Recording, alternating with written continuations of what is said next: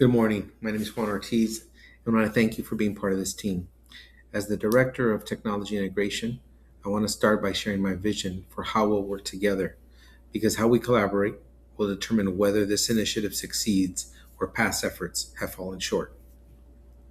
Why collaboration and not individual success? Let's start by being honest about our history. Our district has struggled with siloed mindsets where departments work in isolation rather than as a unified team.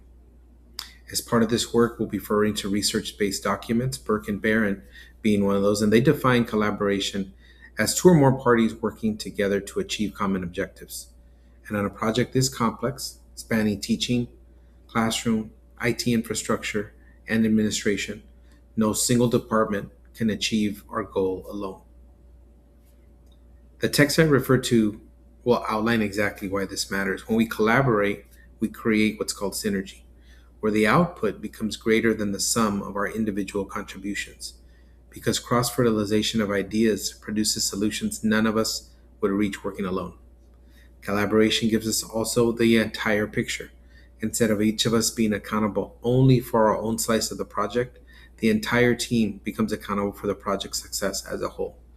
And critically, collaboration forces communication between departments that historically didn't talk to each other, because now we're working towards the same shared objective.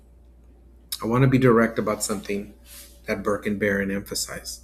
When we collaborate, the product isn't mine for yours, it's ours.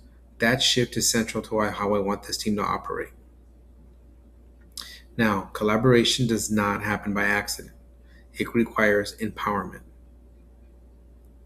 The benefits of empowerment is how I intend to lead this project using that model.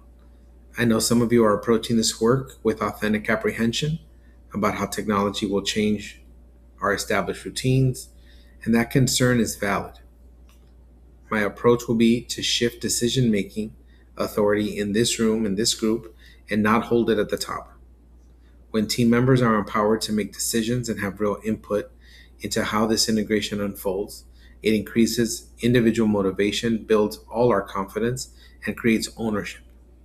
You'll be far more invested in the plan that you're helping to shape than the one that was handed down to you. I also recognize that this team brings very different levels of technical and pedagogical expertise, and that's a strength, not an obstacle.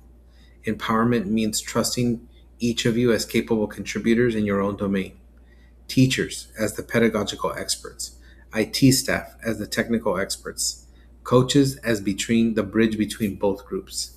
My role is to create the conditions where expertise can surface and shape our direction, not to dictate it myself. Now, none of this works without deliberate communication.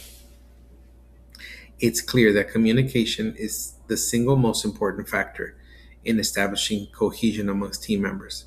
It will be the thread that binds us together. And here's what I expect from all of us.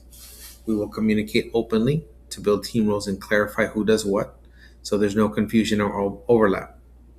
We will use communication to surface conflict early and resolve differences in opinion directly, rather than letting resistance fester silently. We will share regular progress updates so every one of you knows where this project stands and where concerns need to be raised. And I will personally make it a priority to recognize contributions publicly, because recognition builds pride in what this team accomplishes together. My commitment to you in this: every team member's voice matters in this room, regardless of your title or your technical background. When you raise a concern, I will listen. The team will listen. When you contribute to an idea, it will be considered on its merits. This is how we will build a kind of environment where everyone feels respected, valued, and empowered to make decisions for the common good of this district and ultimately for the students we serve in our classrooms every day. Again, I want to thank you for taking this leap of faith and joining this team, and I look forward to building this work together.